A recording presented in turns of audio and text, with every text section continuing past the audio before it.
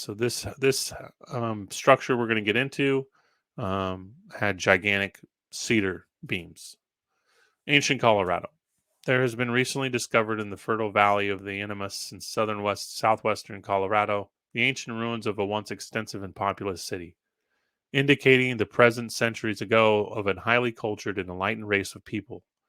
The ruins of the houses, corrals, towns, fortifications, ditches, potteryware, drawings, non-inter- non-interpretable writings, etc., show that many arts were cultivated by these prehistoric people, which are now entirely lost. Their houses are built of most every kind of stone, from small boulders to the finest sandstone. This valley has been covered with buildings of every size, the two largest being 300 feet by 6,000 feet. Let me repeat that. The valley has been covered with buildings of every size, the two largest being 300 feet by 6,000 feet. This is a building that's over a mile long. Unbelievable. That sounds crazy, but if you've watched enough of my videos, there was a metropolis found in Utah that was 4 miles long. One consecutive construction that was 4 miles long. They are built of small blocks of sandstone laid in adobe mud. The outside wall being 4 feet, 4 feet, and the inside wall from 1.5 feet to 3 feet. So two walls. This 6,000 foot long building has two walls. One's 4 feet thick, one's 3 feet thick. I mean, the amount of people to build this is unbelievable. It's, again, like I was saying, we're dealing with a population of approaching millions. It has to. When we talked about the canal structures in Arizona, um, not even in the 1900s, we're just talking the late 1800s, they had already estimated 1,000 miles of canals. And these canals were incredible. They weren't just dug ditches. They were cobblestoned terracotta canals that they still use today. Okay. Where are the biblical lands? It's seeming like the desolate South American Southwest was a prime location. In the lower story are found portholes at Foot Square. No signs of a door are visible in the outer walls, and the ingress must have been from the top. In the inside, there being passages from room to room. Most of them are small. Okay, so what they're describing here, I know that's kind of hard to understand, but this correlates again with the Utah stuff. We're dealing with entrances that are buried below ground. They're saying that there are no doorways. Where are the doorways? They're inside the building. Well, that's the main entrances are on the bottom floor, and the bottom floor is sometimes 4 stories below ground. In the lower story are found portholes in the lower story. No signs of a door are visible in the outer walls. Right. The outer walls of ground level to these explorers is not ground level when this structure was built. I'll guarantee you that. All right, back to where most of them are small, from 8 by 10 by 12 by 14 feet, the doors being 2 by 4 feet. The arches over the doors and the portholes are made of small cedar poles 2 inches wide placed across. Now again, that doesn't seem like much, but can you imagine how much cedar went into building a structure this big?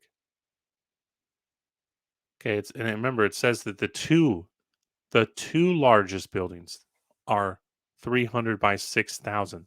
So that's two buildings. They're 300 feet apart, and there's two of them that are over a mile long with walls 4 feet and 3 feet thick and cedar poles holding up the roof. So, I mean, I don't even know. Hundreds of thousands of cedar poles were cut for this structure, not to mention millions and millions of bricks. Placed across. Okay, masonry was placed on top of the cedar roof. See, the sleepers supporting the floors are of cedar. Again, same thing. So not only is the roof, but all of the joists going under each of the floors are cedar, about 8 inches thick. That's not small, you guys. And from 20 to 50 feet long. Okay, so 20 to 50 feet long, 8 inches thick, and there's probably 100,000 of these for this giant structure. I don't even know. I can't even estimate. A layer of small round poles was then placed across the sleepers, and then a layer of thinly split cedar sticks, then about 3 inches of earth, then a layer of cedar bark, then another layer of dirt, then a carpet of some kind. So this is they're talking about the thatchings and the type of roof structure. Okay, cedar on cedar on cedar on cedar on cedar, tons of cedar. And then for two structures that run horizontally to each other, that are 300 feet apart, that are 6,000 feet long, 4 feet thick walls. That's the outer wall. So there's an outer wall that goes along this structure, and then the walls of the structure are 3 feet thick. Then another layer. Yep, the rooms that have been protected from exposure are whitewashed. So all of the places that are exposed to the elements are plastered. This is exactly like we were talking about in Utah and in Arizona, a type of plaster that they didn't even know existed. And then all of the plastered walls were painted with all these different beautiful images and showing, animals and warriors and all these different things. The walls are ornamented with drawings and writings, just like Utah and Arizona. In one of these rooms, the impression of a hand dipped in whitewash on a joist is as plain as if it had been done yesterday. In another room, there are drawings of tarantulas, centipedes, horses, and men. In some of the rooms have been found human bones, bones of sheep, corn cobs. Really important. Remember that because we're going to get into the corn cobs. Raw hides and all colors and varieties of pottery ware. These two large buildings are exactly the same in every respect. Okay, so like they were saying, the two buildings that are a mile plus long, that are 300 feet apart, are identical to one another.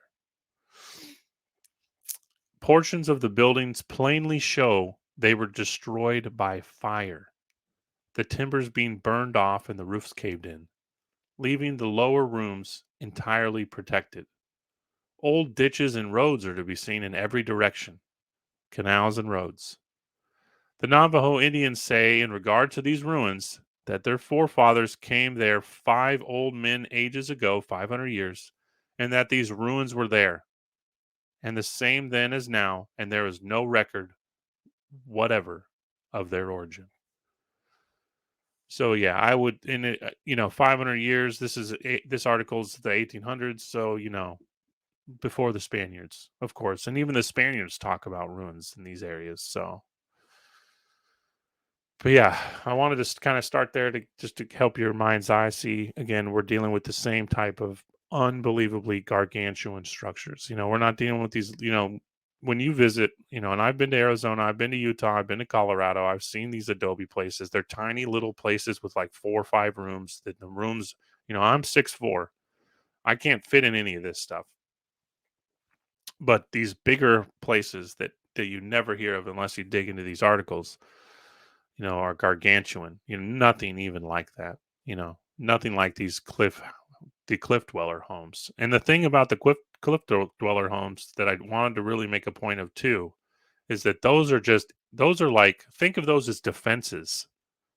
Some of them there were rooms, but they were like labyrinths. So I described that those cliff dweller houses, that as they call them, that was like a vaulted door because all of them go into the mountain. All of these places go inside of these mountains. And I would go as far as to say that most of these sandstone places are remnants of trees. When you look into trees petrifying, sandstone, sand, all of the coal, so much of these different layers are existing in the tree when it petrifies. And they're very pliable. And remember, they found miles and miles and miles and miles of tunnels, endless tunnels behind some of these cliff dwelling homes. So I just think these are vaulted doors. They describe how when you get in them, you have to go around, these turns, and you have to go through these tiny little holes. And, these people were making defensive entryways to their underground subterranean cities.